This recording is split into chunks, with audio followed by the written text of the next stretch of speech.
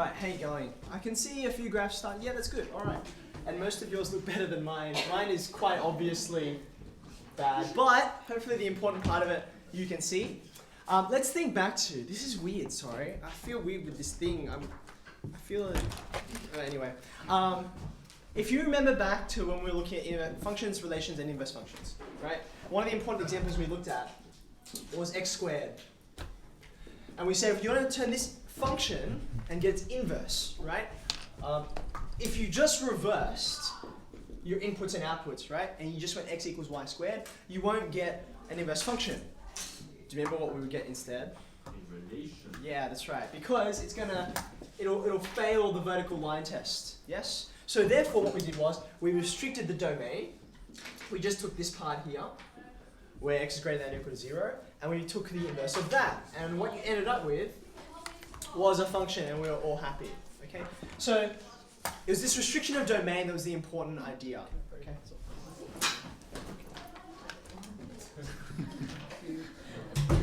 Some people are gifted with voices that carry. Anyway, you can see we're going to have the same issue here with y equals sine x and cos and tan because they're periodic, right?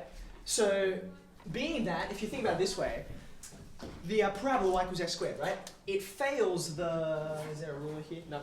It fails the horizontal line test, right? So when you turn it over, it fails the vertical line test, okay? So because all trig functions are periodic, they're all going to fail the horizontal line test big time, okay? So the question is, where should we restrict the domain? Now get yourself out another color if you've got one. And you can see more than y equals x squared, where we more or less just had two choices, okay? Here we've got an infinite set of choices, okay? Now do you remember I sort of made a big deal of the fact that the point where you can choose which way to go, right? The point was the turning point. You can go to the left of the turning point or to the right of the turning point, okay? So every time you have a turning point here, that gives us a new domain within which we can restrict sine x. Okay, I probably should have labeled that. So if this is sine x, right? If I start all the way from the left-hand side, from this turning point, bless you, to this turning point, okay?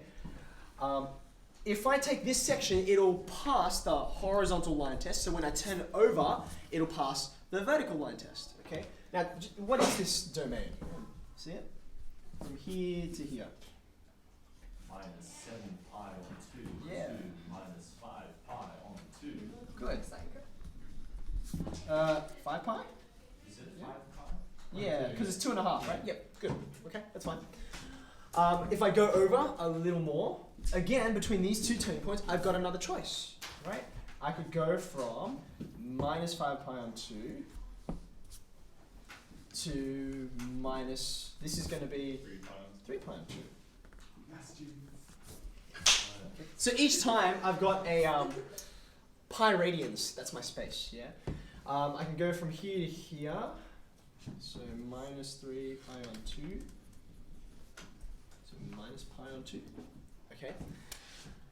And now I've gotten to the section which has the origin in it, okay? So this section in the middle here, which is minus pi on 2 to positive pi on 2, okay? And obviously, I mean, we've done all the work. If I were to keep on going on the right-hand side, it'd just be all the same numbers, but positive, okay? So just like with y equals x squared, right? And we chose this positive side because it seemed to make sense for the kinds of applications that we would use it for, right? The most sensible place to restrict the domain is in the middle. Now, can anyone tell me, apart from the fact that, you know, we don't like big numbers, what actual reasons might we be interested in keeping it within this range, this domain? Okay, let's pedal back a couple of steps. That's true. So if I take this domain, dubstep trigonometry. If I take this domain, right, I'm actually going to get acute angles out of it, right? Anywhere you go outside of that, whether you go to the left or to the right, you're either obtuse or reflex or bigger and bigger and bigger, okay? So if I'm going to use the inverse of this, y equals sine inverse of x, if I'm going to use it for measurement in triangles, then it makes sense to pick a domain with acute angles in it, okay? All right, so draw yourself a new set of axes underneath this. And we're going to draw the inverse. Well, we're going to note down a few important geometric properties about it. Okay. So,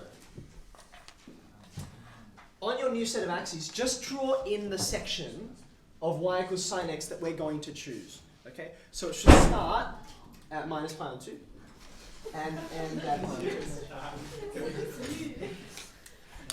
No comment. Okay, so now by the way, for this, when you draw in y equals sine x, we're going to superimpose sine inverse x on top of it. And it's going to be easy to confuse them, okay? So either, if you don't have another color, draw this in like dotted lines. I know usually we say dotted lines are asymptotes and that kind of thing, but we need to distinguish between these somehow. Otherwise, they're very, very similar. But I've got more colors, so I'm going to use them. So,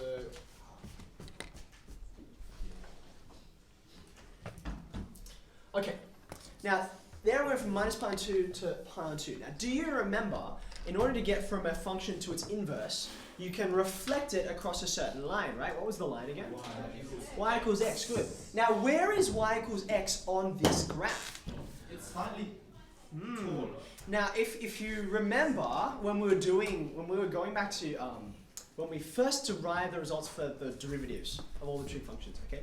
One of the results we had to prove was that sine x, x, and tan x, right? They all approach the same values for small values of x. Do you remember that? We use radian measure to show that. You can look up the video if you can't remember. So therefore, what are you going to get? All of these are tangent to each other at the origin. Okay? So here's what I'm going to draw in. Y equals x ought to look like this.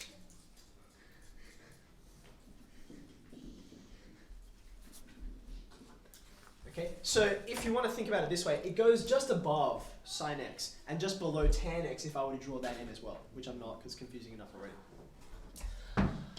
Okay, now what happens when I reflect it? What happens when I reflect it? So it may help you to turn your head just a little bit, okay? And I want to get this symmetry happening, yeah? So this now you can do in whatever color is your main color. This is the kind of shape I'm going to get. Whoop, I missed. Let's fix that part. Okay, so have a look at it with me. Now, it's a bit tricky. I could probably have done the scale a little better because, you know, this is actually, strictly speaking, this ought to be 45 degrees if it was 1-to-1, but it's not. Important things to note down, and I would actually suggest you write some of these things down. Okay. For starters, this is y equals sine inverse of x, right? Okay. It's not the same as x equals sine y. Okay? It's not the same as x equals sine y. Because if I just swap the x's and the y's, just like with y equals x squared and x equals y squared, what do I get? I don't get an inverse function, I get a Inverse relation. Okay, so I should say y equals sine inverse of x is not x equals sine y. Okay? So the first thing to note is this is an inverse function from a restricted domain. And the restricted domain, obviously, it implies a restricted range as well. Okay? Whereas this is an inverse relation.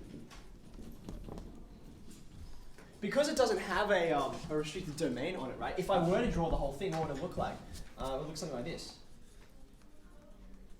And it would just go on forever and ever and ever, right? Fails the vertical line test, that's why it's a relation. Okay? So there's the first thing to note. The second thing to see about its shape, right, is that because I've switched x's and y's, okay, things that used to be horizontal are now going to be vertical, right? So remember, usually at this point, right, I have a stationary point there, yeah? So if I were to draw a tangent in, it would be horizontal here, and it should be horizontal here as well, okay? So since I've swapped everything, right, now here I should have vertical sort of tangents, right? If I were to draw something there, that line there, it should be vertical, okay? So, just as y equals sine x has horizontal tangents at its endpoints.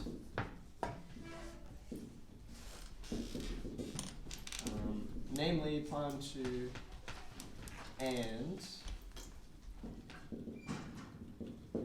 okay,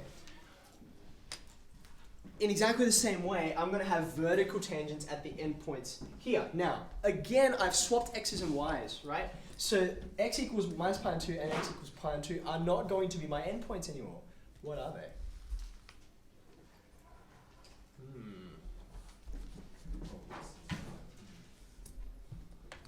Remember, x and y are swapped. Shall be -1 and pi or minus Yeah, that's right. So, 1 and pi. so I'm going from, my y range used to be -1 to 1. Okay? So now for my inverse function, my domain will also be -1 to 1. Okay? So my endpoints are going to be likewise. So just as this has horizontal tangents, this will have vertical tangents.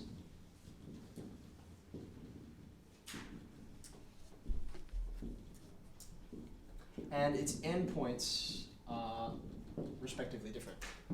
Okay? Alright, what else do we want to note? I think that's okay.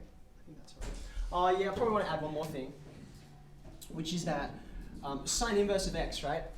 Because I flipped it across y equals x, and the original graph was tangent to y equals x, the new graph should also be tangent to y equals x, right? So it's gonna hit a 45-degree angle if you do it 1-to-1 at the origin.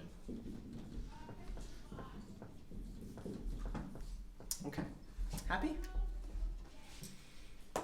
Right, so there are some geometric features about sine inverse of x.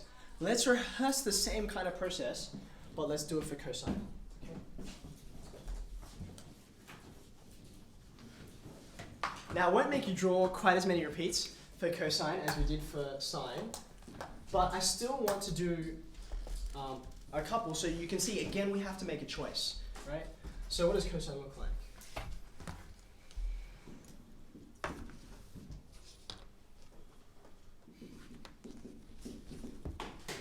That looks okay.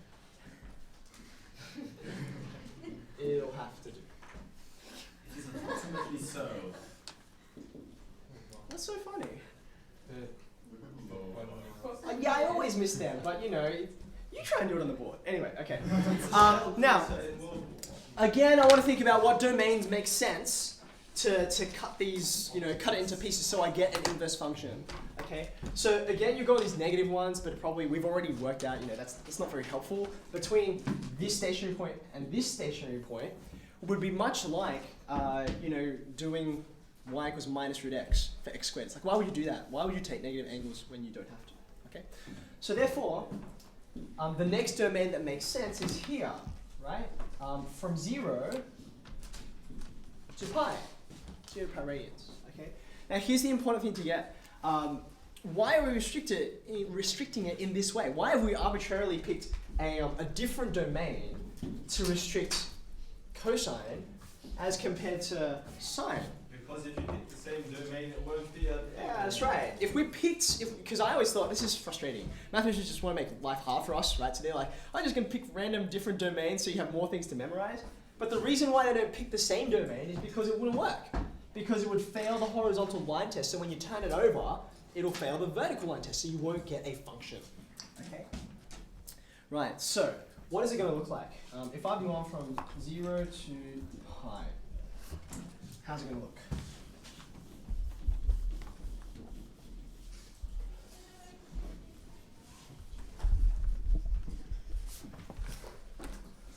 Okay, now, when we drew y equals sine inverse of x, okay, we had to go positive, negative, because what we took was positive, negative. But here, all of these angles are positive, okay? 0 to pi, none of them are over here, okay? So therefore, when I turn this over, just like I have all positive x values here, the inverse is going to have all positive y values. Does that make sense? So when you draw cos inverse, you don't need the bottom half, really. Okay. So I've got my y, x, here's the origin. Okay, now, here's a quick question for you. I don't want you to shout it out. Again, I want you to think it in your head and see if you can lock in, right? I have a choice now. If I'm going to turn this around, okay, switch to the x's and y's, is it going to look like this, or is it going to look like this? Now, don't shout it out. Just think about it. Is it decreasing or is it increasing? 50-50. Can we vote as a class? Huh. Now I just want you to settle it in your mind. To get a prize. Which one does it look like to you?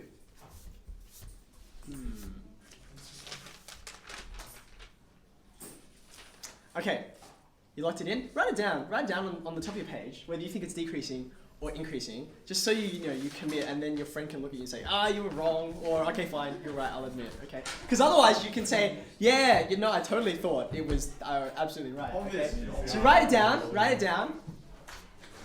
Okay, now, there's a couple of different ways to think about this. The first way that I think about it is, what does sine inverse look like? What did sine inverse look like? We flipped it, and it wasn't that hard, right? It looked like this.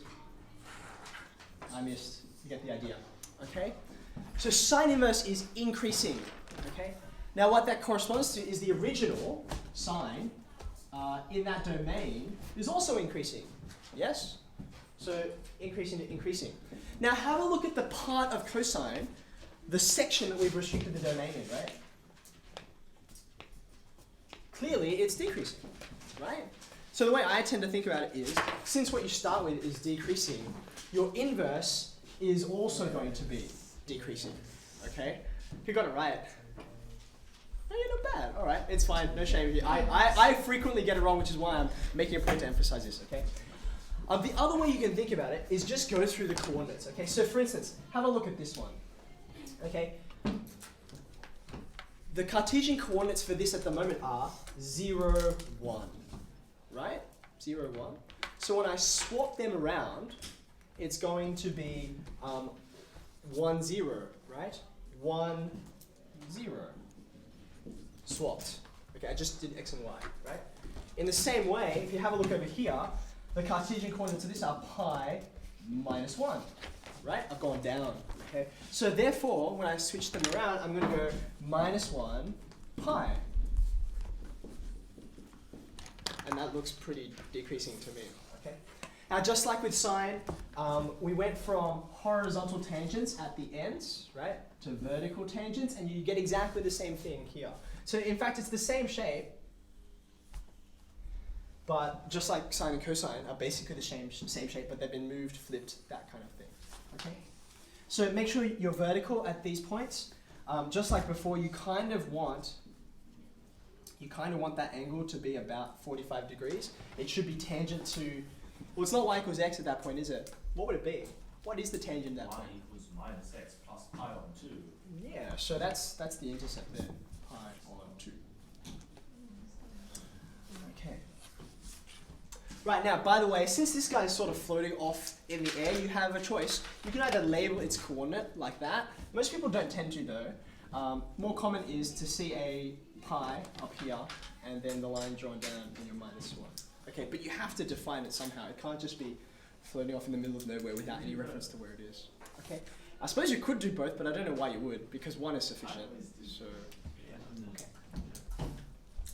All right, now I've done sine and I've done cosine for you. It's your turn to do tan. Okay, so I want you to draw the original version of tan, just like we've been doing with the other two functions, and then you make a choice. What would tan inverse look like? Okay, and then we'll draw a table and we'll make a summary of everything. Okay.